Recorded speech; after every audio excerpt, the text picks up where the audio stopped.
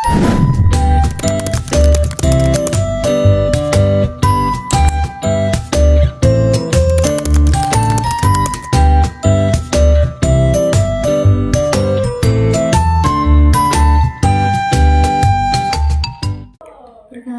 nama saya Densi Mariana Nainil, NPM 31250050. Program Studi Pendidikan Bahasa dan Sastra Indonesia.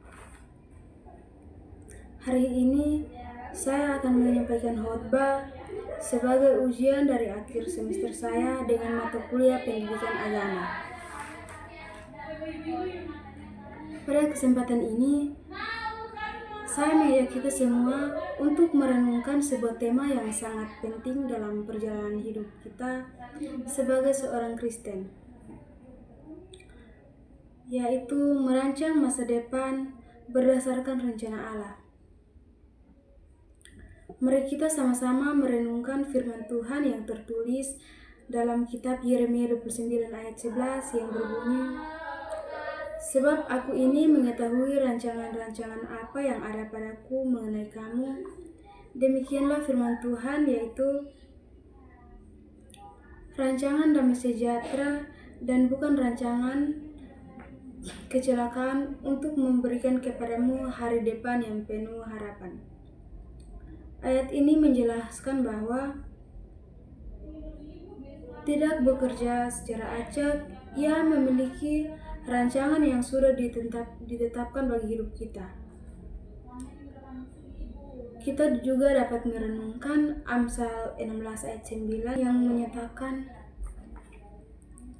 "Hati manusia memikir-mikirkan jalannya, tetapilah Tuhan yang menentukan arah langkahnya."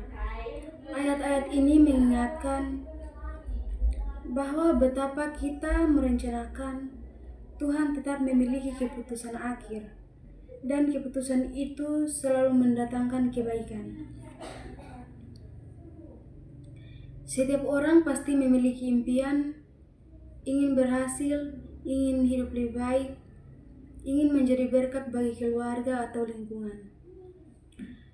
Namun, ketika memikirkan masa depan, seringkali kita merasa cemas, merasa takut, gagal, khawatir, salah melangkah, atau bingung mulai dari mana. Di tengah ketidakpastian itu, firman Tuhan mengingatkan bahwa masa depan bukan sekedar hasil, tetapi berada dalam rencana Allah yang penuh kasih. Yeremia 29 ayat 11 menyatakan, kepada bangsa Israel yang sedang berada dalam pembuangan situasi yang penuh kesengsaraan dan ketidakpastian. Tetapi di tengah kondisi itu, Tuhan menyatakan bahwa Ia punya rancangan damai sejahtera, menunjukkan bahwa rancangan Tuhan tidak ditentukan oleh kondisi kita saat ini, melainkan oleh kasih hikmat dan kuasa-Nya. Merancang masa depan bersama Allah, menyerahkan rencana kepada kehendak Tuhan. Merancang masa depan bersama Allah,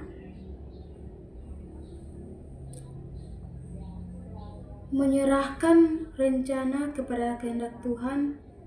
Kita boleh merencanakan studi, pekerjaan, atau masa depan keluarga, tetapi kita perlu berkata seperti Yesus dalam Getsemani, merancang masa depan berdasarkan rencana Allah berarti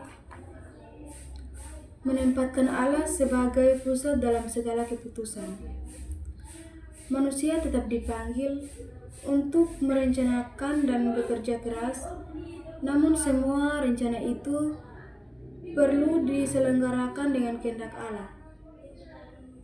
Amsal 16 ayat 3 mengingatkan kita, "Serahkanlah perbuatanmu kepada Tuhan, maka terlaksanalah segala rencanamu." Ini menunjukkan bahwa keberhasilan yang sejati bukan semata-mata hasil kerja keras manusia, tetapi merupakan kolaborasi antara usaha pribadi dan tuntunan ilahi. Dengan demikian, setiap langkah dalam merancang masa depan perlu diawali dengan doa, penyerahan diri, dan kepekaan terhadap suara Tuhan. Selain itu, merancang masa depan bersama Allah menuntun kita untuk berjalan dalam iman, bukan dalam ketakutan. Ketika seorang memahami bahwa Allah memegang kendali atas masa depan, ia tidak akan mudah dikuasai kecemasan dalam menghadapi pilihan hidup.